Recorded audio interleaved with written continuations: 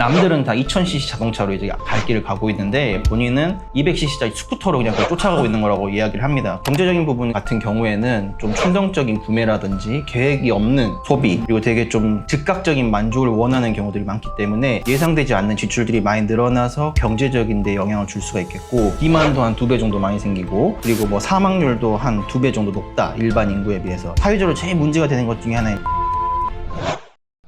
안녕하십니까. 저는 지금 카톨릭대학교 외도성모병원 정신건강의학과에서 일하고 있는 정신과 전문의 최원석이라고 합니다. 저는 주로 이제 관심 분야는 성인 ADHD 그리고 기분장애, 사이키델릭스라고 하는 쪽에 관심을 좀 갖고 연구를 하고 환자분들을 뵙고 있습니다.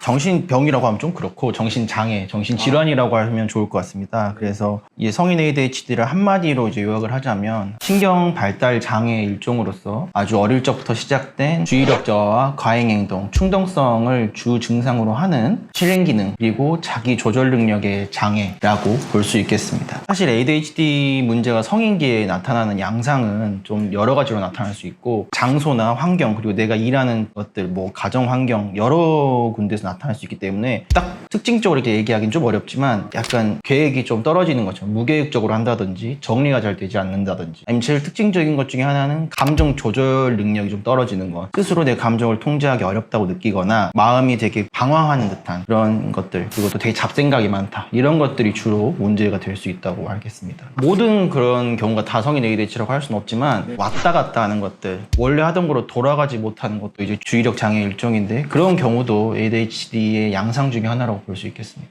아무래도 이제 계획성의 문제, 자기 조절을 하기 힘들어하기 때문에 경제적인 부분, 사회의 인간관계 부분, 연애 부분에 있어서 다 영향을 줄 수가 있습니다. 그래서 경제적인 부분 같은 경우에는 좀 충동적인 구매라든지 계획이 없는 소비, 그리고 되게 좀 즉각적인 만족을 원하는 경우들이 많기 때문에 예상되지 않는 지출들이 많이 늘어나서 경제적인 데 영향을 줄 수가 있겠고, 또 연애 같은 경우에는 어떻게 보면 대인관계가 좀 주고받는 이런 인간관계가 잘 연결이 돼야 되는데, 감정 조절 능력이 좀 어렵기 때문에 원치 않는 감정이 튀어나오거나 이런 것 때문에 좀 불필요한 갈등들이 야기될 수 있어서 연애나 이런 데서 어려움이 있을 수 있겠고, 직장 생활이나 사회 인간관계 같은 경우에서도 좀 그런 문제 때문에 오시는 경우들이 많은데요. 그래서 직장에서 뭐 서류 업무나 이런 데 처리가 어렵거나, 뭔가 일을 다 끝내지 못하고 중간에 뭐 그만두게 된다든지, 직장을 자주 옮겨 다닌다든지, 빈틈이 많이 생긴다든지, 이런 것들이 나타나고, 그것 때문에 좀 성과나 이런 부분도 좀 떨어지고 승진이나 이런 데서도 어려움을 겪는 경우가 많아서 일상생활에 큰 영향을 주는 질환이라고 볼 수 있습니다. 이게 이제 교과서나 학계에서는 어렸을 때 ADHD가 있는 분들이 한 60% 정도가 남아있는다라고 이야기를 좀 하거든요. 그러니까 40% 정도는 좀 없어지고, 나머지 같은 경우에도 주로 부주의성 문제가 계속 지속이 됩니다. 근데 어렸을 적 ADHD 문제와 성인기의 ADHD 문제는 좀 다른 양상으로 나타나기 때문에 완전히 없어진다기보다는 다른 형태로 나타나고 있어서 모르고 사는 경우도 많다라고 볼 수 있겠습니다.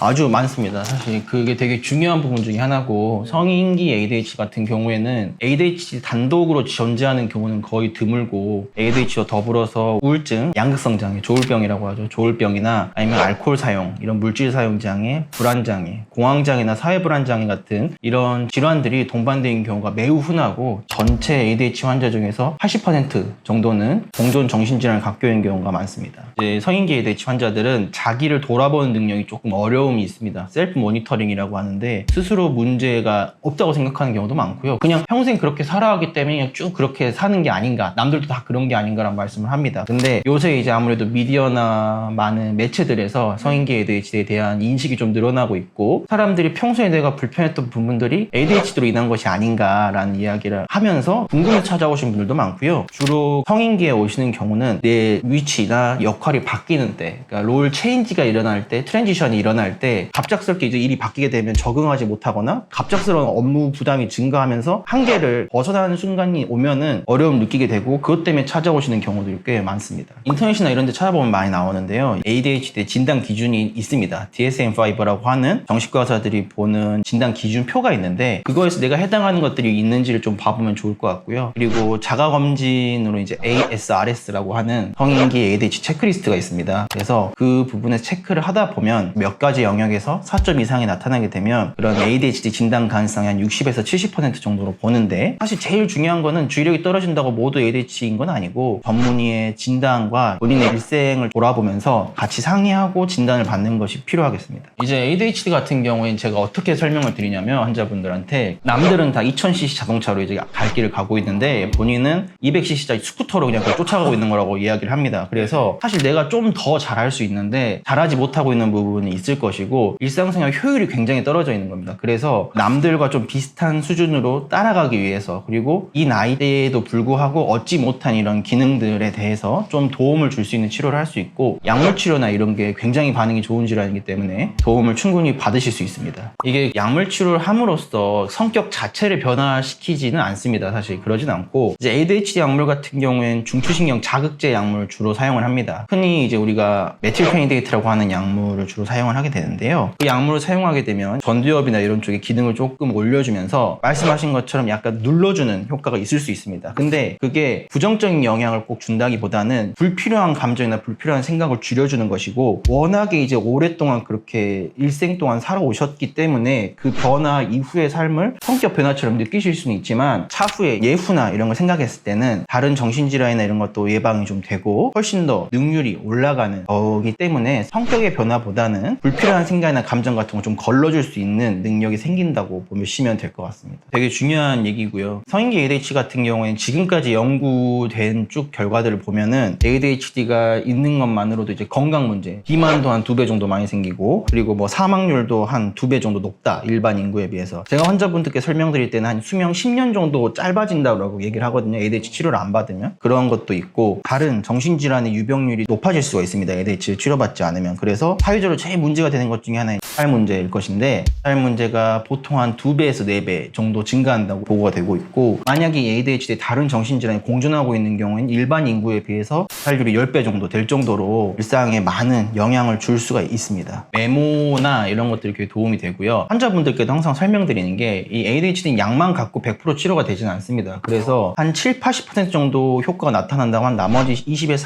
30% 정도는 생활 습관으로 좀 교정을 해야 되고 제일 많이 말씀드리는 게 투두리스트, 할 일을 작성을 하는 겁니다. 그래서 우선순위를 정하는데 어려움을 굉장히 많이 느끼기 때문에 성인 ADHD 환자분들은 우선순위를 정해서 그날 할 일을 체크하면서 시각적 도움을 받아서 처리하는 걸 일단 추천을 드리고요. 메모가 굉장히 중요합니다. 그래서 내가 이걸 기억할 수 없다고 그냥 생각을 하고 메모를 습관화하는 게 굉장히 필요하고요. 세 번째로 조금 웃기게 들릴 수도 있지만 알람, 그러니까 특히 ADHD가 있는 분들은 주의력의 전체 양이 남들보다 적기 때문에 이걸 떨어지면 다시 채워줘야 되는 게 반복이 돼야 됩니다. 그래서 우리가 흔히 빵 굴 때 쓰는 이게 돌려서 띵 울리는 거 있지 않습니까? 그거 사용하시라고 말씀드리기도 합니다. 심한 분들은. 그래서 50분 돌려놓고 띵 하면 10분 쉬고 다시 돌려서 50분 공부하고 일하고 이런 식으로 하라고 말씀을 드리기도 합니다. 흡연이나 음주 자체가 ADHD를 일으킨다고 보기는 어려운데요. 반대로 ADHD 환자분들이 과도한 음주나 흡연 이런 것들을 하는 경우가 많고 식이장애가 있는 경우도 굉장히 흔합니다. 생각보다. 특히 여성분들 같은 경우에는 알코올 문제나 식이장애가 동반되는 경우가 많고 폭식이나 먹고 나서 뭐 토하는 그런 거식증, 폭식증 같은 경우에도 더 유병률이 높습니다. 일반 인구에 비해서. 그래서 그게 나타나는 이유는 성인기 ADHD는 즉각적인 만족을 주로 추구하는 경향이 있고 알코올이나 흡연 그리고 폭식 같은 경우에 즉각적인 이런 만족을 주는 행위이기 때문에 중독의 가능성이 더 높고 문제들이 생길 가능성이 더 높다고 볼 수 있겠습니다. 그 카페인 복용이 이제 주의력에 도움이 되긴 합니다. 각성 효과가 있기 때문에. 근데 실제로 성인기 ADHD 환자분들 중에서 내 질환을 모르고 자가적으로 치료를 나도 모르게 하고 있는 경우가 많거든요. 그걸로 쓰이는 대표적인 물질 중에 하나가 카페인입니다. 뭐 에너지 음료를 굉장히 과용을 한다든지 커피 같은 걸 굉장히 과용을 해서 내 이 떨어져 있는 주의력과 각성을 올리기 위해서 이렇게 커피를 많이 드시는 분들이 많고요. 실제로 약물 치료 이후에 커피나 카페인 사용도 훨씬 줄어들기도 하거든요. 그래서 도움은 될 수 있겠지만 근본적인 치료는 아닐 수 있고 다른 문제들이 생길 수 있기 때문에 적절히 약물 치료하는 게 더 도움이 될 것 같습니다. 내가 주의력의 문제나 감정 조절의 문제 그리고 충동성이나 이런 문제가 있다고 하면 사실 그거를 나는 잘 모르고 있는 경우가 대부분입니다. 그래서 내가 뭔가 불편감을 이미 느끼고 있다면은 주변에서는 더 잘 알고 있을 거거든요. 이런 부분을 좀 객관적인 평가나 관찰을 통해서 진단을 받거나 이게 문제가 되는 수준인지 아닌지를 정신과 전문의나 이런 사람들을 찾아서 논의를 해본다면 적절한 도움을 좀 받으실 수 있을 거라 생각하기 때문에 너무 무겁게 생각하지 마시고 내가 ADHD인지 궁금하다 혹은 내 이러이러한 문제가 ADHD나 다른 정신질환으로 인해서 나타나는 것이 궁금하다 하면은 가까운 정신과나 전문 기관들을 찾아보시면 큰 도움이 될 것 같습니다.